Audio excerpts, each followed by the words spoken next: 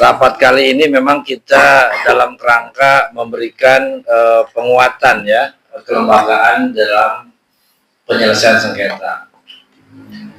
Jadi kalau rujukan kita itu adalah Undang-Undang 7 2017 di dalam pasal 466 itu kan memang disebutkan kewenangan Bawaslu untuk menerima, memeriksa dan memutus ada sengketa.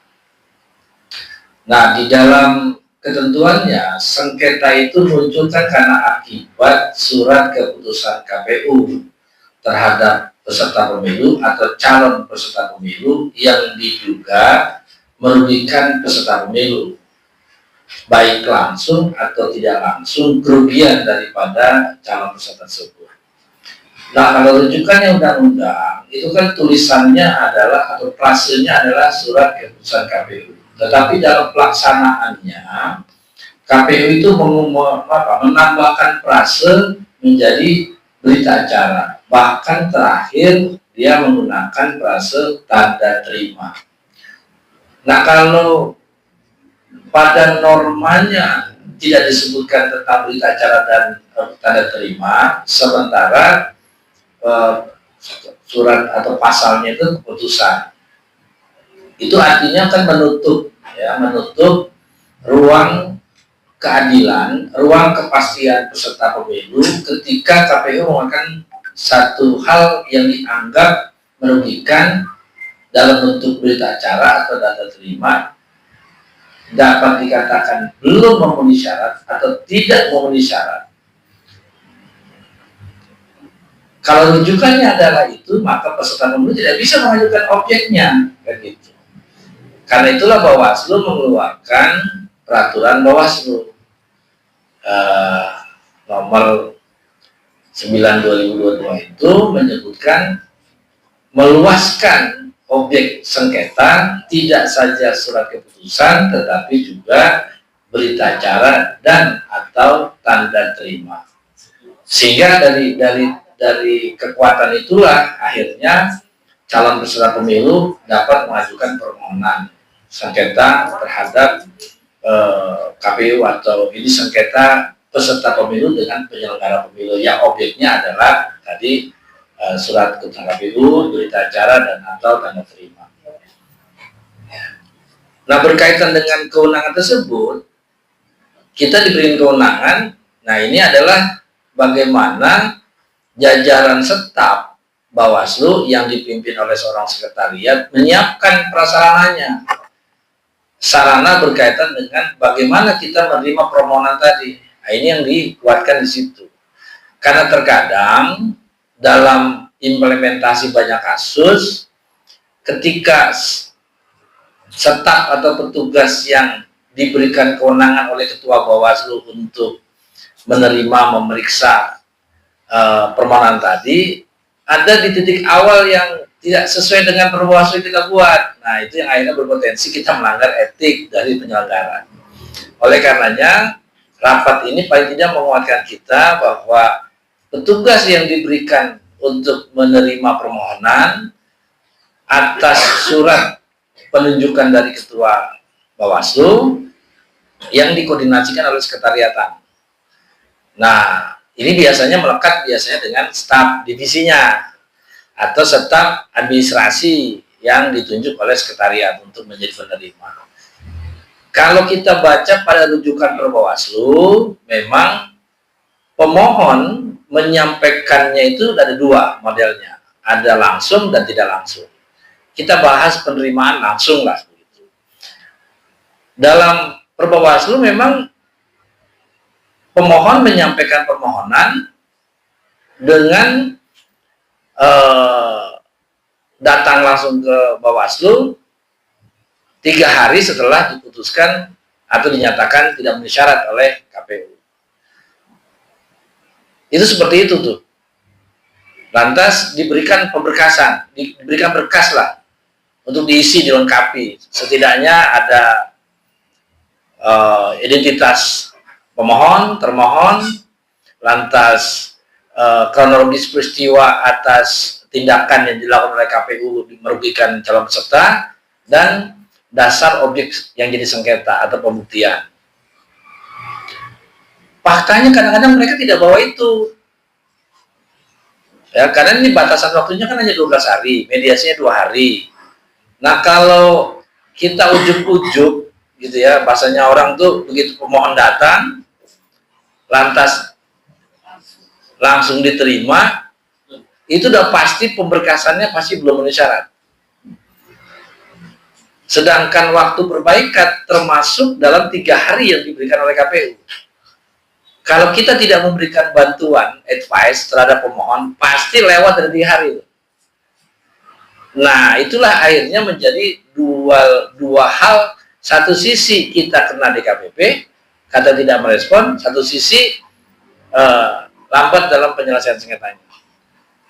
Oleh karenanya, jajaran staf yang diberikan tugas itu dalam rujukan pasal 468, ya, petugas yang ditunjuk, itu memang harus menanyakan dulu syaratnya, yaitu objek sengketanya apa. Ditanyakanlah paling tidak begitu, sebelum jadi berkas. Nah, ketika kita udah tahu, oh ternyata pemohonnya ada, prinsipalnya ada, atau di kuasa hukum, atau memberikan kuasanya kita tanya apakah memiliki PKPA-nya, sehingga nanti kalau dalam sidang atau dalam mediasi jelas gitu. Berarti terpenuhi. Siapa pemohonnya? Oh, KPU misalnya. Lantas apa buktinya? Ketika itu sudah kita anggap cukup sebagaimana syarat, baru kita tanya apakah sudah terpenuhi. Ternyata misalnya belum.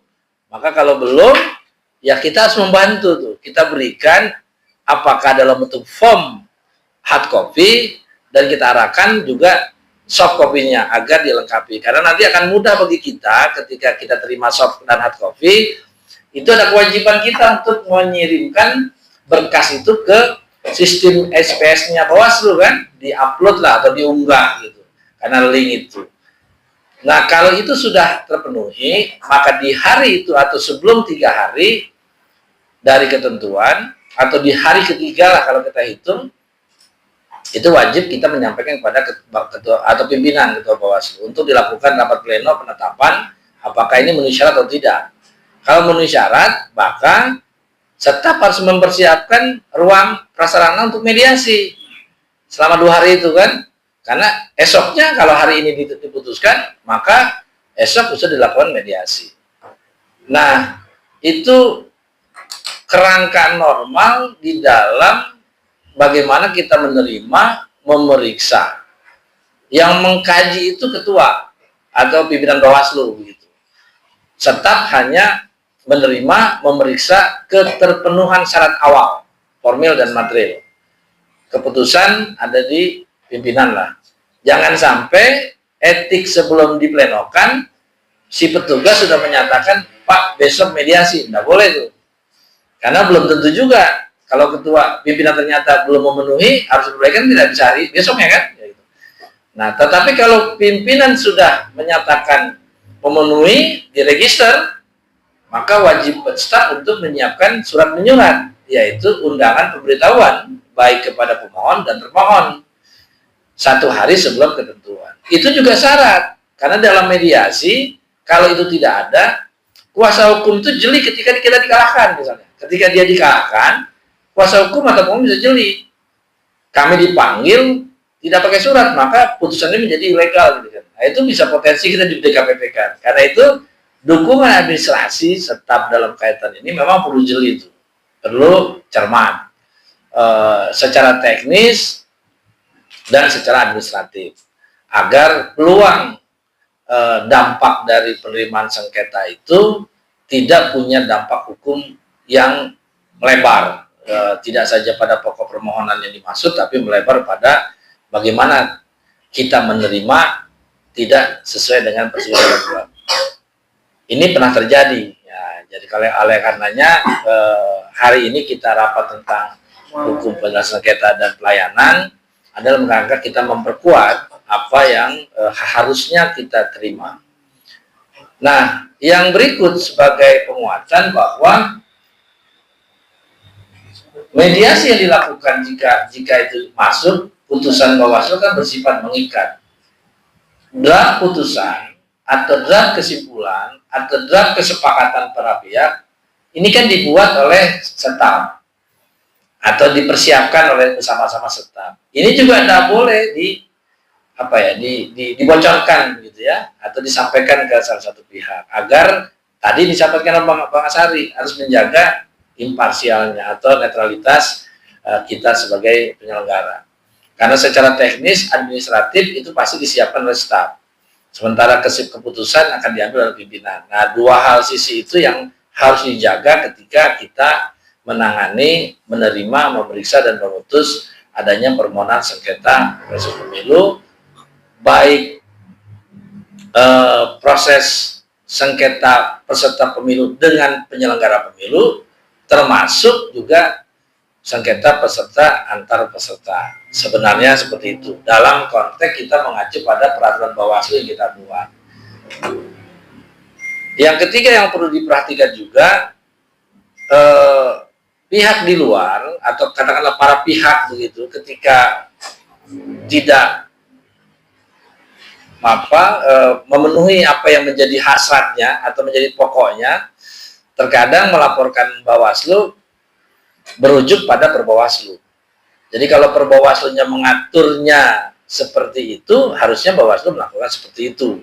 Kalau tidak, maka peluang tadi saya katakan ketidaksesuaian tadi bisa saja menjadi hukum yang atau upaya hukum yang dilakukan oleh pihak terkait dapat saja dilakukan. Saya kira itu pokok di dalam diskusi kita berkaitan dengan rapat hukum ini. Lebih pada saya menekankan pada penerimaan penyelesaian sengketa proses, tidak masuk pada wilayah bagaimana mediasi, bagaimana juga adjudikasi, karena bicaranya hanya pada saat bagaimana kita menerima, memeriksa, dan memutus satu proses sengketa proses pemilu yang harus berdasarkan ketentuan Perbawaslu. Saya kira itu Pak Azimi, Pak Asep, Pak Wadid, dan Bu Wadid diskusi sore kali ini.